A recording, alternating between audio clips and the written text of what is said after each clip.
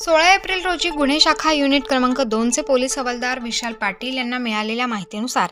एक इसम विना नंबरची हिरो कंपनीची चोरीची मोपेड गाडी स्वतःजवळ बाळगून वापरत असल्याची माहिती प्राप्त झाल्याने वरिष्ठ पोलीस निरीक्षक विद्यासागर श्रीमनवार यांच्या मार्गदर्शनाखाली पोलीस हवालदार विशाल पाटील, गुलाब सोनार,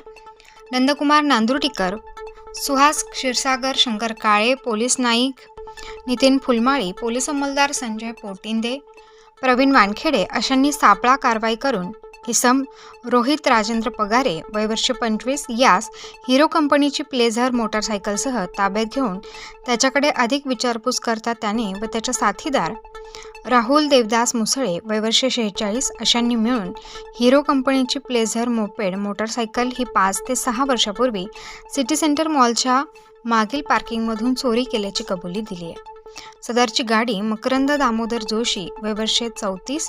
यांची असल्याची खात्री झाल्याने त्यांनी सदरची गाडी ही सन 2018 मध्ये चोरी गेल्याची तक्रार गंगापूर पोलीस ठाणे नाशिक शहर येथे केली होती। त्यांना सदरची गाडी दाखवली असता त्यांनी पोलिसांचे मनापासून आभार व्यक्त करून पोलिसांचे कौतुक देखील केले। सदर आरोपी व मुद्देमाल गंगापूर पोलीस ठाण्यास वर्ग करण्यात आला आहे। स्टार न्यूजसाठी मोहसिन पठाण, नाशिक।